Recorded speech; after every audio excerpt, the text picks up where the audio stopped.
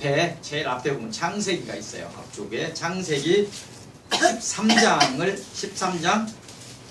제일 앞쪽에 보면 13장이 있습니다. 13장 4절을 한번 보겠습니다. 13장 앞쪽에 창세기가 있어요. 제일 앞쪽에 창세기가 있고 구약의 처음이 13장 제일 앞에 13장 한 15페이지 정도에 있습니다. 4절 한 절만 보도록 하겠습니다. 그가 처음으로 제단을 쌓은 곳이라 그가 거기서 여호와의 이름을 불렀더라. 이게 창세기 13장 4절 말씀으로 서론을 열겠습니다. 그가 처음으로 제단을 쌓은 곳이라 그가 여기서 여호와의 이름을 불렀더라. 여기인데 여호와의 제단을 쌓고 여호와의 이름을 부른 것이 12장에 가면 있어요. 12장 8절에도 제단을 쌓고 여호와의 이름을 불렀더라. 아브라함이 갈대아 우르에서 하나님의 그 말씀을 듣고 가나안으로 왔어요. 가나안 와서 처음으로 제단을 쌓은 것이 지금 이곳인데 지금 12장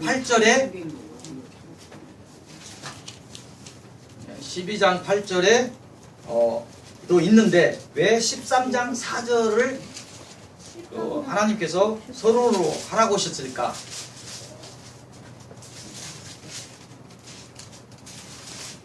중요한 거 아닙니다. 그냥 들으셔도 돼요. 찾으시는 분 찾으시고 못 찾으신 분은 그냥 들으셔도 됩니다. 내용은 그가 처음으로 제단을 쌓은 곳 그곳에서 여호와 이름을 불렀다. 이것이 좀 중요해요. 근데 12장 8절에서 그 처음 제단을 쌓고 여호와 이름을 부르고 지금 13장 오면 또 달라요. 두 번째 지금 처음에 제단을 쌓았다고 여호와 이름을 불렀던 곳에 여호와 이름을 부르는 거예요. 근데 뭔 차이가 있느냐면 아브라함이 기근을 피해서 애굽으로 내려가요. 애굽으로 내려가는 실수를 합니다.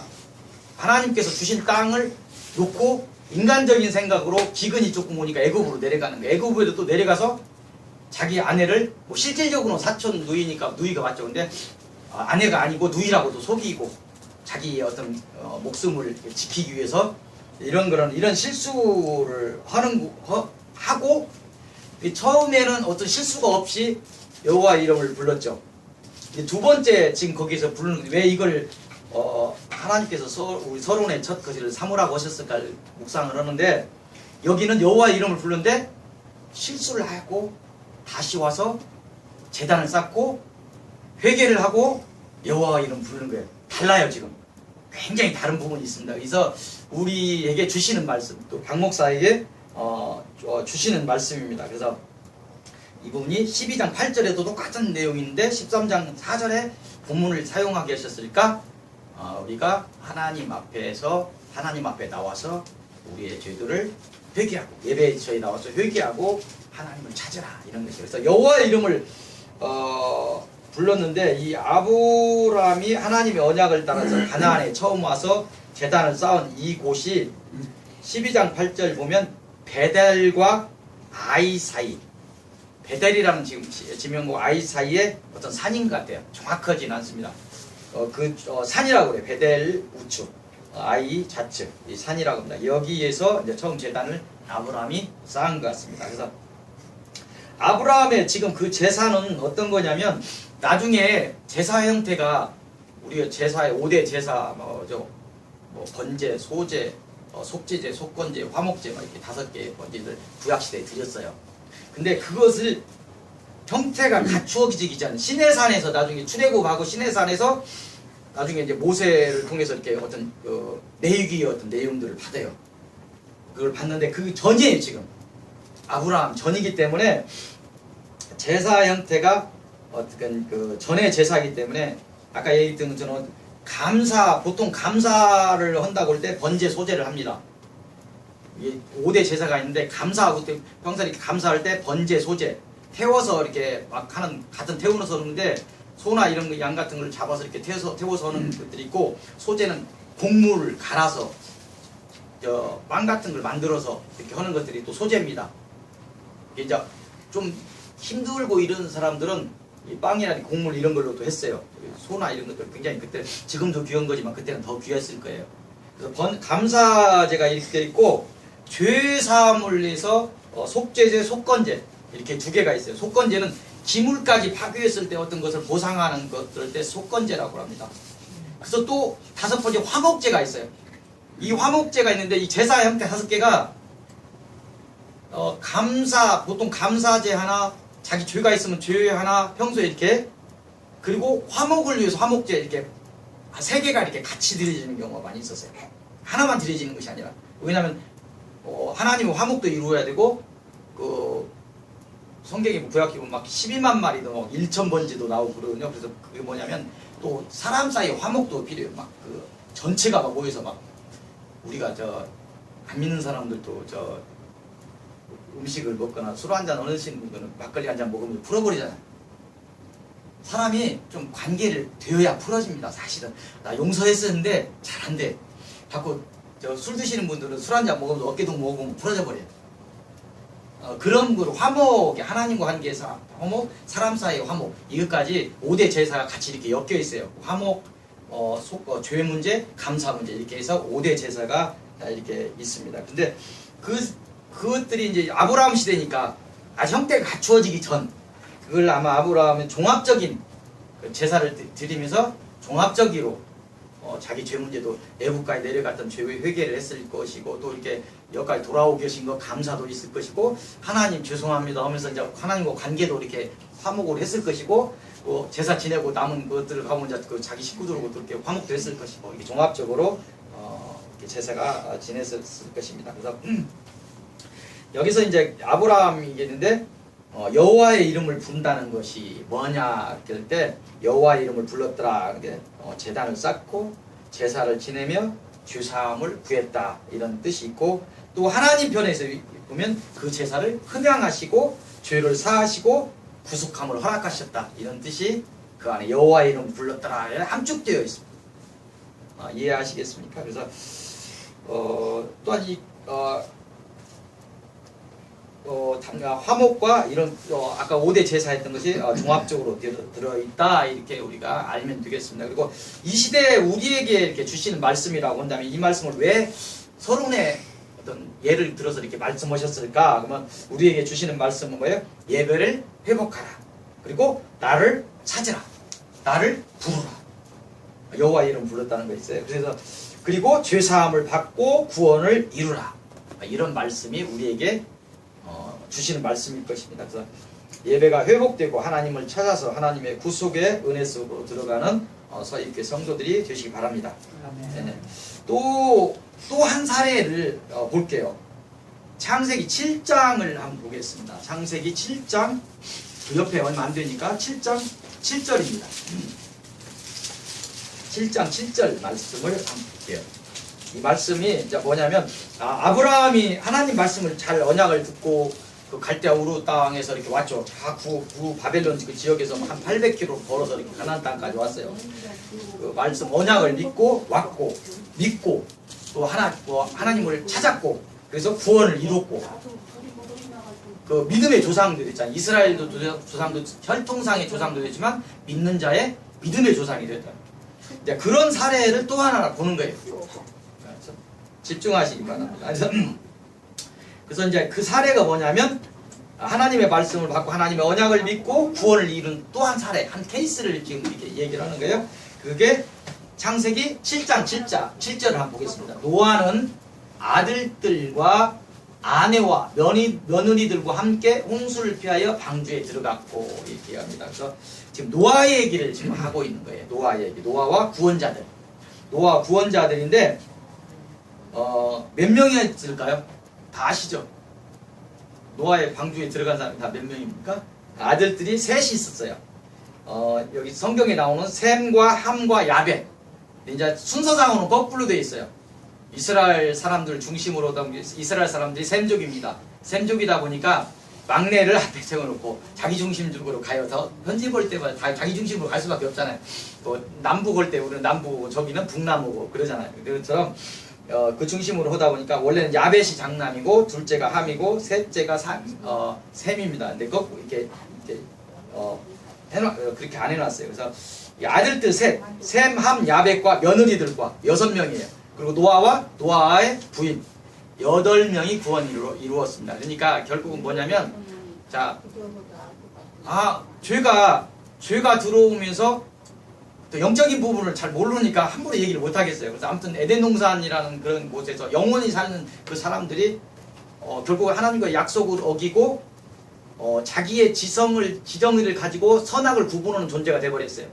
불완전한 그 선악을 구분하는 존재가 되어버렸어요. 그 구분 때문에 지금까지 하나님처럼 완전하지 못하는 선악 기준이 아니고 자기 선악 기준을 가지고 하기 때문에 다 싸우는 거예요. 부부간에도 선악 기준이 다르니까 싸우는 거예요. 하나님처럼 완전한 선악 기준으로 싸울 일이 없어. 민족 간에 나라 간에도 선악 기준이 다르니까 싸우는 거예요. 어떤 사람은 그 횡단보도 하나 건너는 거 그냥 아무렇지도 않게 건너갈 수도 있고, 어떤 사람은 굉장히 민감하게 거기 서버리는 그 사람 정죄하고 막 이런 사람이 있을 수도 있고, 선악 기준이 다른 길에 싸울 수밖에 없는 거예요. 이제 이런 부분 속에서 죄의 길로 가죠. 하나님의 길이 아닌 사단의 길로 갑니다. 거기서 첫 살인이 나오죠. 가인과 아벨. 그래서 아벨은 죽고 가인이 남죠. 가인의 사람들의 계열이 갑니다. 그리고 하나님께서 셋을 주시죠. 셋이라는 아담과 이브에서 사람을 줘요. 이게 셋에서 나온 사람들이 커지죠. 셋에서 하나님의 사람으로 이렇게 나온 사람들인데, 이 사람들이 나중에 이제 굉장히 그 하나님이 이렇게 볼 때 우리의 심판을 해야 될 정도의 심각한 그런 것들이 갑니다. 그래서 그걸 보면 가인 계열 같은 셋 계열도 문제인데, 가인 계열 같은 경우는 막 이렇게 보면 창세기 4장 23장 보면 라멕이라는 사람이 나와요. 창세기 4장 23절 보면 아내에게 자기 죄를 아내에게 잠깐 얘기하는 거야. 뭐 이렇게 하나님 앞에 회개하는 것이 아니고 죄를 얘기하는 게 막 카레 노래라고 하는, 불순한 카레 노래라고 하는데 노래 부르듯이 자랑처럼 얘기를 하는 거야. 아다와 실라여 아내들이죠. 내 목소리를 들으라. 라멕의 아내들이여 내 말을 들으라. 나의 상처로 말미암아 내가 사람을 죽였는데, 나의 상함으로 말미암아 소년을 죽였는데, 이렇게 죄를 고백하고 있는데, 가인을 위해서는 벌이 7배. 내 조상 가인을 위해서는 벌이 7배인데 가만히 내 죄를 내가 진단해 보니까 라멕을 위해서는 벌이 77배로다. 그 정도로 죄가 지금 막 사람을 함부로 죽이고 오는 그런 세상이 돼버렸어요. 가인 계열은 이제 흩어져서 하나님의 사람이 아닌 계열로 이제 세상이 흩어져 버렸으니까. 그리고 셋 계열도 창세기 6장에 보면 뭐라고 말씀하시냐면, 하나님이 보시기에 사람의 죄악이 세상에 가득하고 사람의 마음으로 생각하는 모든 계획이 항상 악함을 보시고 물의 심판을 계획하셨다. 그래서 이제 이게 아까 이 사례 노아의 그 구원의 숫자를 얘기하면서 왜 이런 물의 심판까지를 잠시 이렇게 말씀을 드린 거예요. 창세기 아단 그 에덴 동산에부터 어떻게 해서 하나님 물의 심판을 할 수밖에 없는 상황이 됐을까? 그걸 얘기하는 거예요. 근데 오늘 심판을 얘기하려고 한 건 아니니까 전부 다 아시는 거니까 이런 부분은, 그게 결국은 우리 조상은 물론 아담이 우리 조상이죠. 근데 실질적으로 셋으로 와서 노아 또 셋으로 와서 거기서 노아의 8사람, 그게 우리의 조상입니다. 그렇게 아시면 돼요. 그래서 이제 뭐를 얘기하려고 하냐면 심판에 대해서 얘기하려고 하는 것이 아니라, 오늘 이제 신을 벗으라고도 좀 상관이 있는데 순종에 대해서 얘기하려고 하는 거예요. 키포인트는 순종을 지금 해서 가려고 하는 거예요. 순종을 해서 아브라함이 얼마나 순종하였는가. 아브라함이 그 800km 옛날에 800km 그렇게 다 되는 곳을 그 하나님 그 말씀만 듣고 따라서 가나안 그 척박한 곳으로, 그 구 바벨론 지역은 지금 어디냐면 이라크하고 이란하고 또 지금 어디입니까? 지금 터키, 터키, 지금 터키 조금 밑에서 지금 이라크 지역이 옛날 구 바벨론 지역입니다. 거기서 돌아서 이스라엘 땅으로 이렇게 오는데 한 800km 정도 되는 곳을 걸어서 이렇게 왔는데, 쉬운 것이 아니에요. 우리가 차 타고 이렇게 오는 것도 서울 하나 가는데도 힘든데 800km를 걸어왔다고 생각을 해보세요. 그 믿음이 보통 순종이 아니죠. 하나님을 찾지 않는 시대에 하나님을 찾는 사람이었다. 나중에 이 셋 개에 대해서 조금 얘기를 하는데 그 함 족속 사이에 셋 계열이 조금 있었던 것 같아요. 그래서 지금 이스라엘 민족을 이룹니다. 이스라엘 민족과 그 에서에서 나온 에돔 족속이 지금 요르단이에요. 이렇게까지 얘기하는 분이 어찌 있으려고 했는데 좀 그렇게 알고 계시면 돼요. 그래서 그 셈족이 지금 이렇게 있습니다. 대한민국도 셈족에 속합니다. 나중에 말씀을 드릴게요. 그래서 이제 순종에 대해서 얘기를 이렇게 하려고 이제 말씀을 드리는 거예요. 그래서 뭘 말씀하냐? 아브라함 못지않게 노아도 성경에 정확한 숫자는 나와 있지는 않지만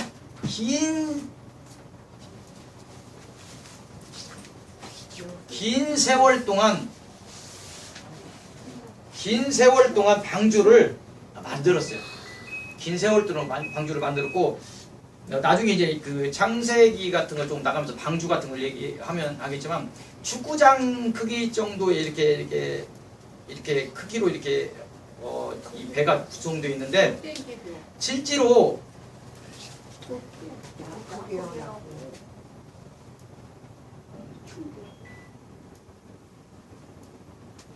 자꾸 이게 좀 참으시기 바랍니다. 1시간 정도는. 왜냐면 설교가 자꾸 끊겨버리면 맥이 끊겨버려요. 그래서 나중에 이제 그 대덕 연구단지에서 그 과학자 창조론을 갖고 연구한 사람들 이렇게 그 성경에 이렇게 나왔을 때 그냥 노아 방주 지금 조금 어긋나고 있어요. 방주 이렇게 크기를 만들어 갖고 숫자로 있으니까 이거 황당한 무슨 얘기일까를 하는데, 그 크기에 지금 대형 성박을 만드는 정확한 비율이에요. 대형 성박을 만드는 아주 정확한 비율. 그냥 3층 높이로 뭐 상자처럼 이렇게 만들어 갖고 이렇게 하는 건데, 그게 이게 지금 대형 성박을 만든 아주 정확한 비율이래요. 그래서 놀랄만한 여러 가지 그 모형과 여러 배 모형을 만들어서 실험을 했을 때 가장 그 여러 가지 그에서 안전한 파고나 이런 거에서 안전한 배라고 잠시 이렇게 말씀을 드릴게요. 그래서 이제 지금 얘기하는 것들이 성경에 다 안 나왔지만 상당히 오랜 기간 배를 만들었어요. 자, 배를 만들어요. 이상한 배를 지금 만들고 있어요. 축구장 크기만은 배를 만든다고 생각해보세요. 혼자 가족과 함께 만들고, 사람이 지나고 뭐 만듭니까? 배 만듭니다. 왜요? 홍수납니다. 하늘 쳐다보고 그러고 하는 걸 10년, 20년, 30년 한다고 생각하고 사람들이 다 미쳤다 그러겠죠. 그런 조소를 받으면서 방목사도 못했을 것 같아요. 조금만 막 사람들 보면 아이고 하나님 다시 한번 얘기해 주세요. 이거 맞아요? 맞아요. 그랬을 때. 근데 상당한 기간이라고 그래요. 어떤 분은 120년이라고도 얘기하고, 근데 상당한 기간, 이 기간을 만들었을 것이다. 그런데 순종, 그 조소 비웃음을 받으면서 그걸 어쨌든 복음을 증거하는 거죠. 이제 심판이 옵니다. 곧 물의 심판이 있습니다. 여러분 나중에 물이 조금씩 오면 이곳으로 빨리 모이시기 바랍니다. 근데 실질적으로 온 사람이 있어요? 없어요? 없었어요. 자기 가족밖에 없었어요. 8명. 또 하나님이 허락한 생명, 이것만 구원을 받았죠. 그래서 지금 이 얘기하려고 하는 것들은 하나님 우리에게 지금 이 말씀을 조용히 하려고 하는 것들은 뭐냐면, 이 사례를 통해서 하나님이 준 메시지는 노아와 같이 말씀에 순종하라, 이 말씀을 주시고 싶은 거예요. 그래서 이걸 사례를 지금 들은 거예요. 그래서 말씀에 순종하고 구원을 이루라, 이렇게 얘기합니다. 둘째는 너희의 생명을 보장할 수 있는 구원의 방주인 예수 그리스도를 찾아서 승낙을 받아서 승선하라. 입으로 마음으로 믿어 의에 이르고 입으로 구원해서 입으로 시인해서 구원에 이른다는 거예요. 입으로 시인만 하면 구원을 이룬다고 하나님께서 말씀하시는 거예요. 그래서 주님 승낙을 얻어서 그 구원의 방주에 들어가라, 이 말씀을 지금 하고 계시는 거예요. 셋째는 마지막 경고를 하노니 심판이 가까웠다 말씀을 하시는 겁니다. 영원한 죽음의 길에서 벗어나 영생의 길로 들어가라, 이 말씀을 지금 하시는 것입니다. 서론적인 것에서 너무 깊게 들어가는데, 이 서론을 통한 서론에서 결론은 제목과 관련된 거예요. 제목이 오늘 무엇입니까? 제목이 신을 벗으라, 신을 벗으라는데, 제목과 관련돼서 말씀드리면 내 언약의 말을 듣고 순종하라고 얘기합니다. 그래서 사탄이 주는 죄로 오염된 신을 벗고, 신은 상징적인 것이죠. 죄로 오염된 그런 것들을 벗어내고 하나님과의 화목을 얻어라. 그래서 그것이 구원의 길이다. 이렇게 말씀하시면서 신을 벗어라. 그래서 서익교회가 이제 지금 월요일부터 지금 뼈대 1층 뼈대만 남았어요. 막 조그만 한 40평밖에 안 되는데 뼈대만 남고 철근 다 하고 이제 월요일부터 바닥 이렇게 하고 이제 또 칸막이 하고 뭐 놓고 시작합니다.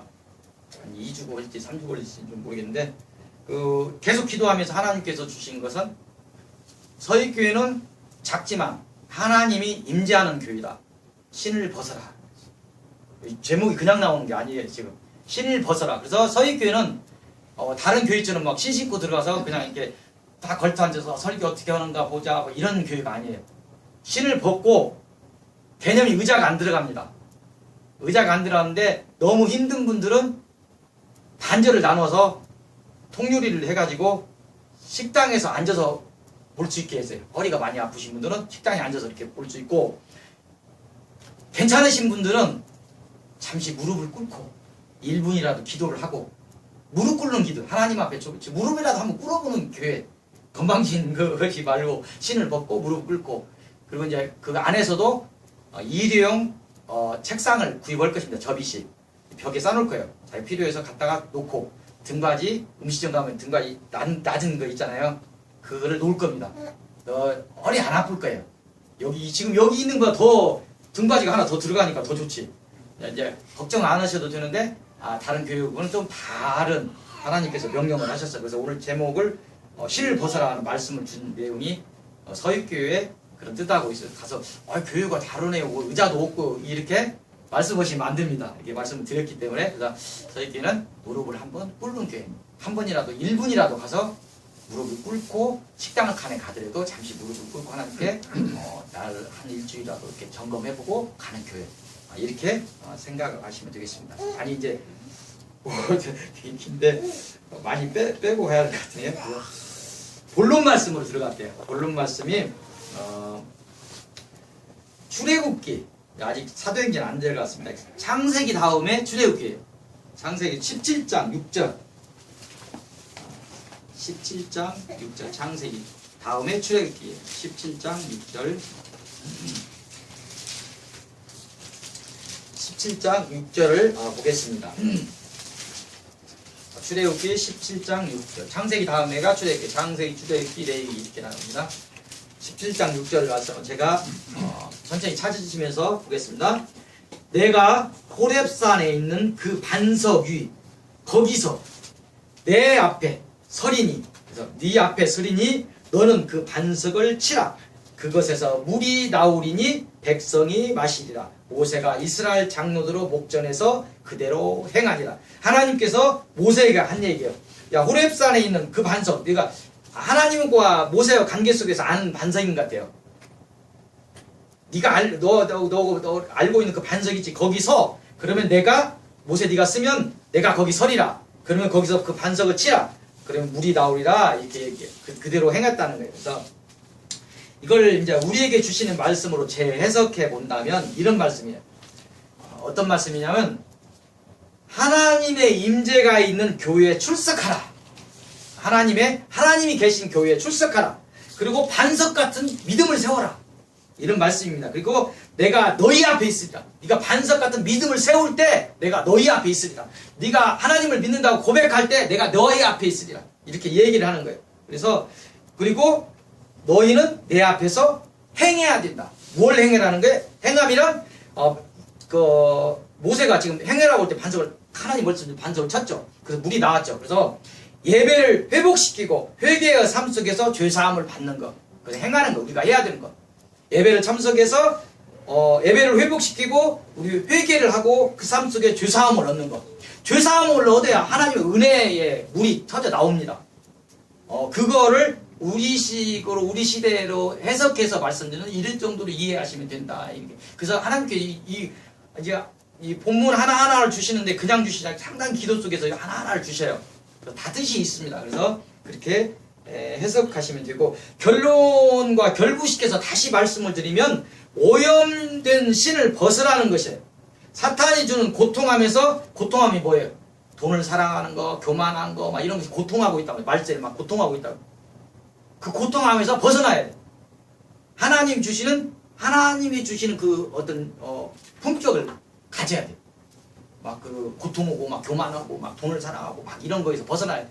자, 이런 것에서 자유함을 찾고 주님의 품성을 가지라. 오염 등 신을 벗고 거룩해지라. 내가 거룩하니 너희도 거룩하라 하시는 하나님 말씀처럼 이렇게 하라는 그런 말씀으로 주십니다. 두 번째 이제 오늘 본문 사도행전 우리 읽었죠. 사도행전으로 가겠습니다. 처음 이제 본문인데 사도행전 7장 사도행전 7장 오늘 제목이 나왔죠. 신을 벗으라 하는 그 제목이 나온 사도행전 7장 7장 17절에서 39절까지 한번 보도록 하겠습니다. 그래서 이거 다 볼 수는 없는데 17절에서 39절까지 전체적인 내용이 뭐냐면 야곱의 식구들이 70명이 애굽으로 들어갔죠. 그것까지 기억하시죠? 나중에 요셉의 총리되고 그 어떤 사건 속에서 전체가 다 기근을 피해서 총리 따라서 이제 전부 애굽으로 들어갔어요. 70명이 들어갔어요. 전 가족이. 그래서 이제 이게 한 400년이 흐른 거예요. 이 내용이 전체적으로 그래요. 400년이 흐른 다음에 하나님의 약속을 따라서 이제 출애굽을 시기가 된 거예요. 애굽 땅을 벗어날 시기가 된 거예요. 4대 시기가 거쳐서 그때 선지자를 세우겠다. 그래서 그 사명을 감당하게 하는 그 사명자가 모세다. 내용은 그거예요. 어려운 것이 아니에요. 이제 애굽에 들어가서 400년이 일어서 출애굽을 시키는데 출애굽을 시키면 선지자를 지도자를 세우겠다. 그 지도자가 모세다. 이 내용이 지금 사도행전 17절에서부터 39절까지 전체 내용이라는 거예요. 간략하게 얘기하면 그렇게 알고 계시면 돼요. 그래서 중요한 것을 이렇게 말씀하시려면 주님께서 말씀하시려는 거 있어요. 33절에 있습니다. 오늘 설교 제목인 신을 벗으라. 33절을 보면 7장 33절을 보면 이렇게 내용이 있죠. 주께서 이르시되 내 발에 신을 벗으라. 내가 서 있는 곳은 거룩한 땅이니라. 서 있게 너희는 들어오면 신을 벗어야 돼. 대형 교회는 아니어도 내가 세운 교회고 하나님이 임재하는 교회다. 이렇게 말씀하시는 거예요. 부끄럽죠. 교만해서는 안 돼요. 근데 하나님께서 말씀하시는 거예요. 설교 제목을 주면서 작은 교회지만 하나님이 임재하시는 것이고 이건 성령의 사람들은 하나님이 임재하는 교회를 느낄 것이다. 일반 교회에서 죽어버린 교회에서 하지 못하는 것들을 이 교회에서 한다 이 말이에요. 하나님의 성령이 활동하시기 때문에. 그래서 여기 교회는 다른 교회고 신발 신고 이렇게 대충 들어오는 교회가 아니고 거룩한 곳이니 여기잖아. 신을 벗어라. 내가 서 있는 곳은 거룩한 땅이다. 분명히 주님께서 이 서유교회는 신을 벗으라고 하셨습니다. 그래서 상징적인 의미예요. 상징적인 의미. 신을 벗으라는 그런 막 신을 벗으라는 그런 적이라도 상징적인 것을 갖고 얘기합니다. 그래서 이제 아까 그 내용을 다시 이렇게 보면 이렇게 모세가 애굽에서 왕자의 시간들을 거치죠. 왕자의 40년 왕자의 시간들을 거치고 나중에 또 도망자로서 미디안에 가서 미디안 그 장인 그것이 처갓집에서 40년을 보내죠. 근데 40년째 돼서 이게 아까 얘기했던 사명자를 세우리라 하는 것처럼 40년째 됐는데 모세가 하나님의 산 시내산 아래에서 하나님을 처음 뵙는 거예요. 하나님을 뵙습니다. 그때 얘기하는 거예요. 하나님께서 서 있는 거룩한 곳이다. 신을 벗어라. 이렇게 말씀하십니다. 내 발에 신을 벗어라. 내가 서 있는 곳은 거룩한 것이다. 그래서 신을 벗고 안 벗고 이런 것이 뭐 큰 차이가 되는 것은 아닙니다. 상징적인 말씀이 나온 거인데 어떤 자세냐면 어떤 말씀을 우리에게 주시냐면 첫째, 하나님을 대하는 마음 자세. 이걸 얘기하는 거예요. 서 있게 꼭 신을 안 벗는다고 큰일 나는 거 아니에요. 신을 안 벗는다고 하면 뭐 어쩔 수 없는 거죠. 뒤쪽에 계십시오. 뒤쪽에 계시면서 저쪽 계십시오. 올 수는 있는데 다 신 벗고 다니는데 좀 이상할 수도 있겠죠. 근데 규율을 그렇게 만들어진 건데 그 신을 벗고 하는 것보다도 마음 자세를 얘기하는 것이고 더욱 상징성을 띄어서 이렇게 얘기를 하면 죄된 것들을 벗어내고 가장 그 세상에 오물이 묻는 것이 신이죠. 사실은. 개통도 묻을 수 있고 뭐도 묻을 수 있고 아무리 깨끗한 사람도 신만큼은 어떻게 할 수 있는 방법이 없어요. 깨끗한 곳에 갈 수 있지만 오염된 곳에 갈 수밖에 없는 상황이면 가야 돼. 뭐 아스팔트만 계속 밟을 수 없어요. 그래서 이런 것들을 죄된 것들을 벗어내고 사탄이 주는 아까 그 고통함들, 교만함들, 막 돈을 사랑하는 것들, 막 그 다른 사람을 용서하지 못하는 것들, 이런 것들, 이 고통이라는 것, 이것들을 벗어내고 거룩해지라, 이런 것을 얘기하는 것입니다. 그래야 하나님의 사람이 되고 구원에 이룰 수 있다. 신을 벗어나는 의미 속에 상징적으로 이런 것이 들어있다, 이런 걸 얘기합니다. 그래서 33절을 보면 또 이런 말씀이 있습니다. 나와 같은 선지자 모세를 세우리라 하는 예언이 나옵니다. 그래서 이런 이 성경 말씀대로 아브라함, 이삭, 야곱의 그 이 대를 잇는 선지자가 모세입니다. 그 위에도 구약의 성경 역사서를 보면 많은 선지자들이 일어섭니다. 많은 선지자들이 일어섰고, 또 신약 시대에도 많은 사도들도 일어서고 사명자들이 일하고, 이 시대에도 목회자들, 사명자들이 일어서서 하나님 일을 합니다.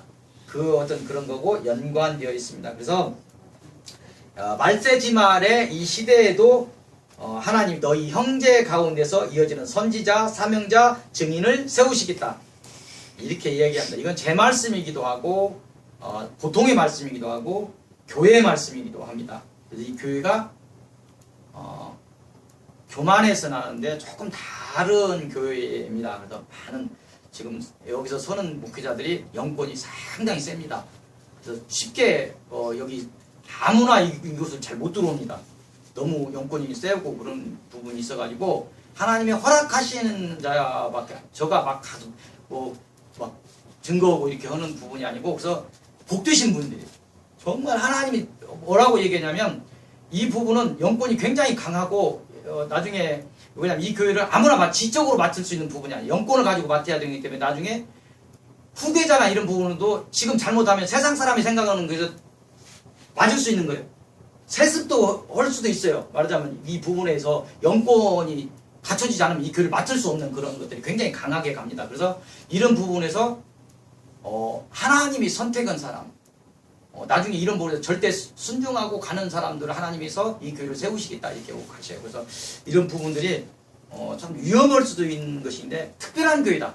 교회를 크게 키우는 그런 교회가 아니고 굉장히 영권을 가지고 마지막에 죽어가는 영혼들을 살리고 치유하고 이런 것이 굉장히 강하게 일어나는 교회다, 이런 정도만 이렇게 하시고 이런 것들을 이 교회를 통해서 그런 사명자들을 세우겠다, 이렇게 약속을 하십니다. 그래서 다 말씀드릴 수 없지만 상당히 큰 증인들이 이 교회를 통해서 일어납니다. 그래서 몇 명이 일어나게 되어 있습니다. 이런 부분을 이야기합니다.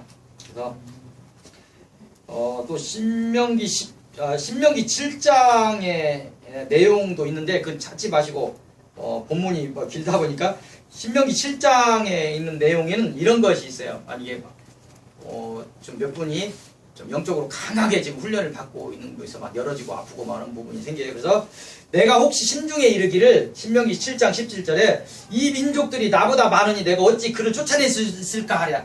이제 가나안 땅에 그 이제 원부는 그래요. 가나안 땅을 쫓아내라고 하는데, 진멸을 하고 하는데, 와서 보니까 자기는 광야에서 이렇게 있던 그런 사람들이고 노예 생활을 하던 그 사람들인데, 이미 가나안 땅은 철기문화나 이런 게 막 갖춰져 있는 굉장히 맞아요. 불을 지금 하고 막 강한 민족이에요. 그래서 어떻게 쫓아나랴 하고 막 걱정하고 있는 거. 이런 부분을 이제 상징적인 의미로 영적인 부분을 이렇게 내가 뭐 영적인 거 하나 때문에 이렇게 내가 머리가 아프고 이렇게 힘든데 내가 그거 어떻게 쫓아내요? 이렇게 생각하지 마라, 이렇게 얘기를 하십니다. 그걸 주식에서 두려워하지 말라. 지금껏 너에게 행한 일을 기억하라. 너를 지켜주고 행한 일을 기억하라. 걱정하지 마라. 이렇게 얘기를 하는 것입니다. 이게 들을 귀가 있는 분들은 여시기 바랍니다. 그래서 그러면서 마지막 때는 정말 그 왕벌과 같은, 성경에 있는 의미예요. 왕벌과 같은 그런 사명자들 통해서 그 영적인 부분을 크게 멸하고 주님이 오시는 그때 굉장히 어렵네. 숨은 자들을 멸하고 주님의 때에 그런 걸 하겠다, 이런 내용이 그 안에 들어있는데, 이제 너무 내용이 길다 보니까 이 부분은, 그래서 이제 마지막 그 신명기에서 하신 말씀은 너는 그래서 그들의 우상숭배와 음행을 멀리하라. 악한 것들에서 빨리 벗어나라, 이렇게 이야기를 하고 있습니다. 그래서 이런 말씀을 오늘 이렇게 결론적인 것이 이런 것이죠. 악한 것들이 많아 보이고 강하게 보여도 때가 있으니까 너희는 두려워 말고 사명을 감당하며 자기 몫의 악한 것들을 진멸하. 자기 몫의 악한 것들이 누구도 자기 몫이 있어요. 자기 아이를 위해서 기도를 수. 굉장히 지금 서익교회가 지금 잘 몰라요. 이 부분이 이 정도 힘이 있는데 이게 어느 정도 수준인가. 지금 상당한 수준으로 다 힘을 주셨어요. 놀랄만한 그 은혜가 있어요. 그래서 대부분의 사람들이 자기 자녀를 놓고 기도하면 다 지금 낫는 역사들이 일어날 거예요. 믿음만 있다면. 그래서 이런 부분들을 아시고 자기 몫의 악한 것들을 진멸해야 됩니다. 자기 아픈 것부터 진멸하고 자녀들 계속하고 이런 것들을 해야 돼요. 그래서 이 말씀을 듣는 하나님의 자녀들아, 그래서 너희만이라도 거룩해라 이렇게 이야기합니다. 그래서 오염된 신을 벗고 거룩하라. 그리하여 온전한 구원을 이루라 이렇게 얘기를 하고 있습니다. 그래서 좀 빨라지고 있는데요. 결론적인 것을 갈게요. 결론적인 것은 디모데전서입니다. 성경 참 훈련하는 것 같아요. 디모데전서 뒤쪽에 있습니다. 한참 뒤쪽에 보면 디모데전서 6장 6장인데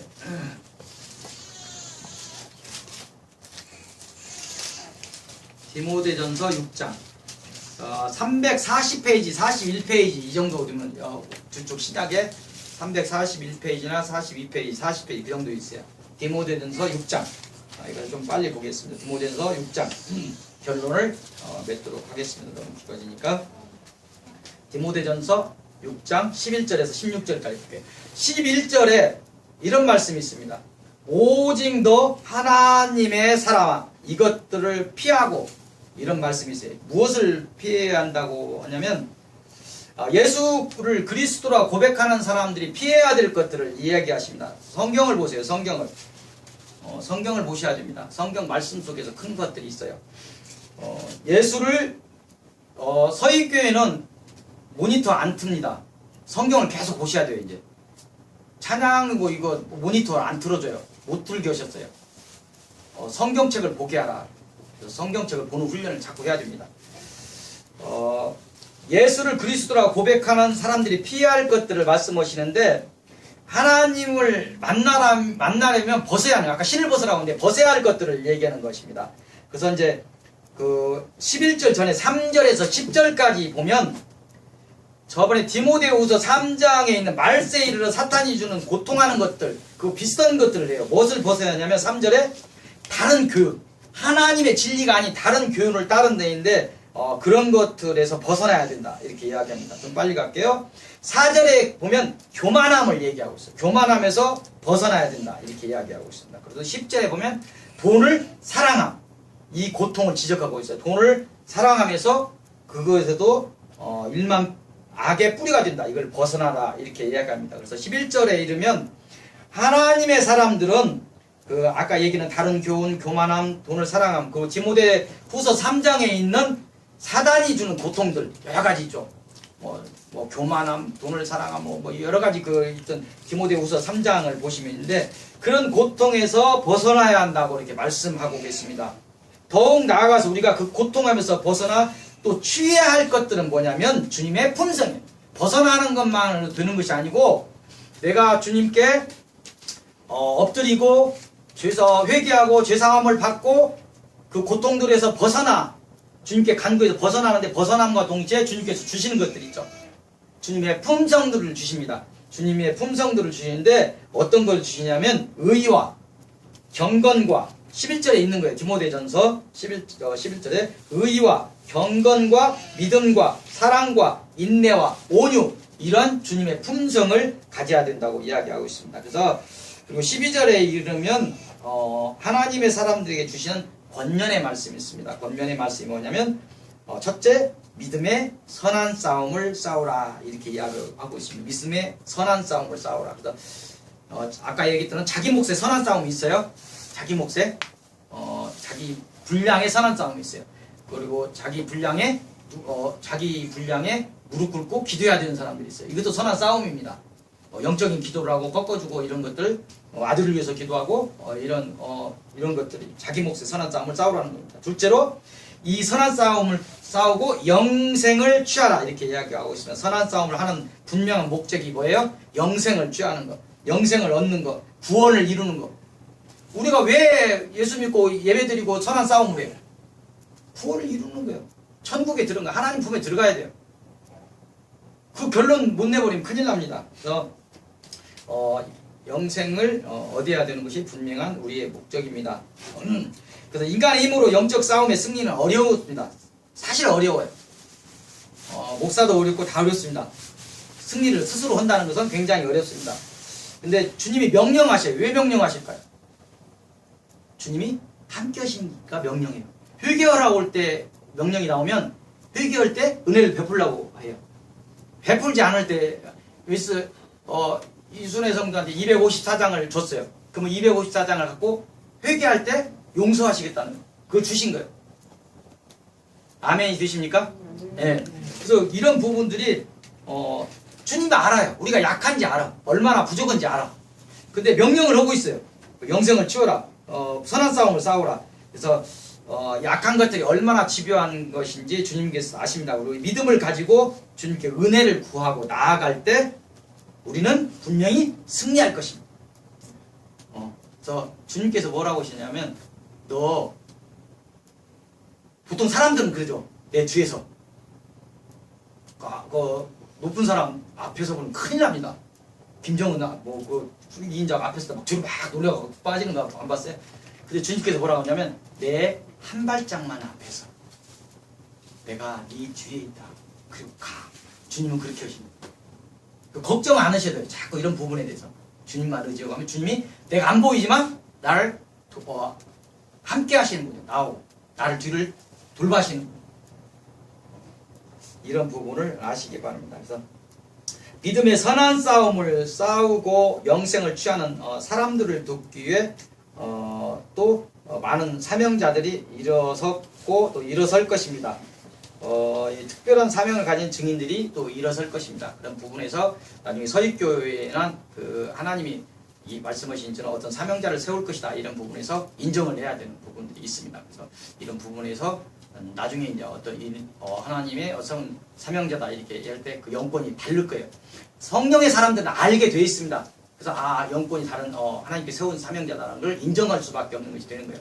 그래서 세상 사람하고 다른 사람을 이렇게 다투어서는 안 된다는 거예요. 그런 사명자를 세웠을 때는 하나님이 세운 사명자일 때 신뢰하고 그를 따르라 이런 거예요. 모세의 그 말처럼 따르라 이런 부분이 있다. 일반 교회고 다른 부분이 있다 이런 거를 얘기하고 있으니까